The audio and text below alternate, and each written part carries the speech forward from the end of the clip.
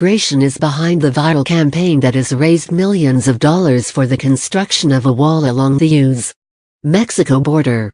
The GoFundMe, We the People Will Fund the Wall, was started by veteran Brian Kolfage, 37.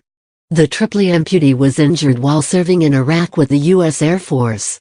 The fundraiser was inspired by a persistent dissatisfaction with the lack of action by politicians, Kolfage said. I was frustrated with our political leaders and what they're doing, their broken promises and dragging things on, said Kolfage on Sunday. I thought having the GoFundMe would allow people to come together on the internet to show support for what they wanted. Raising this kind of money shows how important this is and that people want to support it. Donations quickly poured in, toppling Kolfage's expectations by raising millions of dollars each day.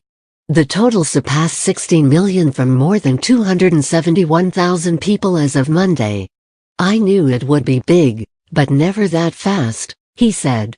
It just ignited. The fundraiser has a $1 billion goal, the largest in GoFundMe's history. That would only cover on a fifth of the $5 billion price tag on President Donald Trump's proposed border wall. Kolfage's Arizona ties. Kolfage, who grew up in Texas, lost both legs and his dominant right hand in a mortar attack in Iraq in 2004. He underwent 16 surgeries in 6 months. He was forced to learn to write with his left hand and struggled to adjust to his prosthetic legs. He left Walter Reed National Military Medical Center on the East Coast in July 2005 and settled in Tucson just a few months later. He found a civilian job at Davis-Monthan Air Force Base. After his injury, Kolfage began speaking publicly about his experience and even filmed a campaign ad for former Democratic Representative Gabrielle Gifford shortly before she was shot in 2011. She invited him to attend President Barack Obama's State of the Union address as her special guest in 2012. She even told Time magazine Kolfage was one of her inspirations while she recovered. Kolfage lived in Tucson for 10 years. He enrolled at the University of Arizona on a scholarship from the Pat Tillman Foundation and graduated in 2014 from the architecture school. He now lives in Florida with his wife and 2 children. It's about the people on the outside and the inside. As a staunch Republican, Kolfage said on the GoFundMe page his support for the wall stemmed from the belief that too many Americans have been murdered by illegal aliens, and too many illegals are taking advantage of the United States taxpayers with no means of ever contributing to our society. He said he wants to make it clear he isn't against immigration, as long as it's done legally.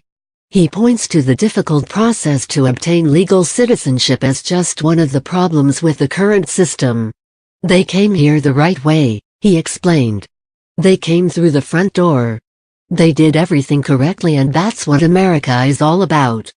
He said his time in Tucson gave him a better understanding of the value of legal immigration and programs such as the Deferred Action for Childhood Arrivals Act (DACA), which allows children brought into the U.S. illegally to defer deportation while they become eligible for a work permit. That influenced me and my life, he said. People see the GoFundMe and they call me racist. It's not about the wall, but it's about the people on the outside and the inside.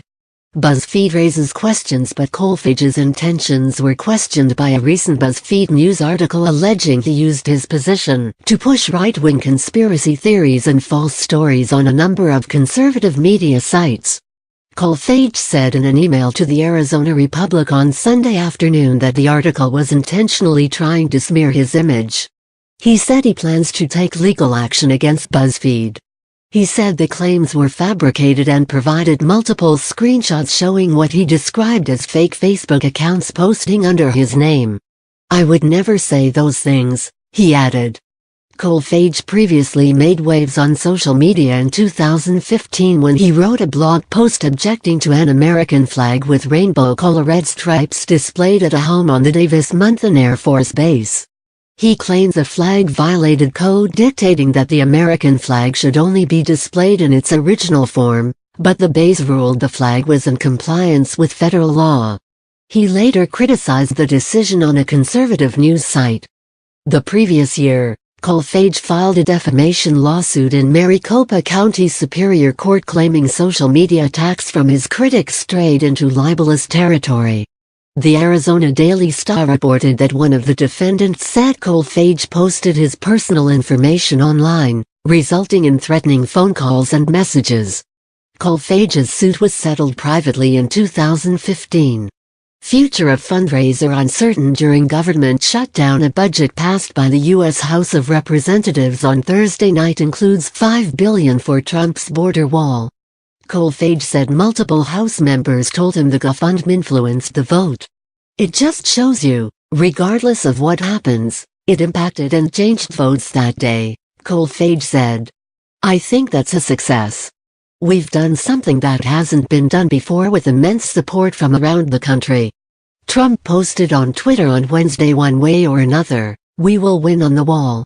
But negotiations in Congress later failed, ending in a partial government shutdown Friday. There are questions about how, and if, the government could accept the donation. The Department of Homeland Security couldn't accept the money without the approval of Congress due to ethical concerns, according to USA Today.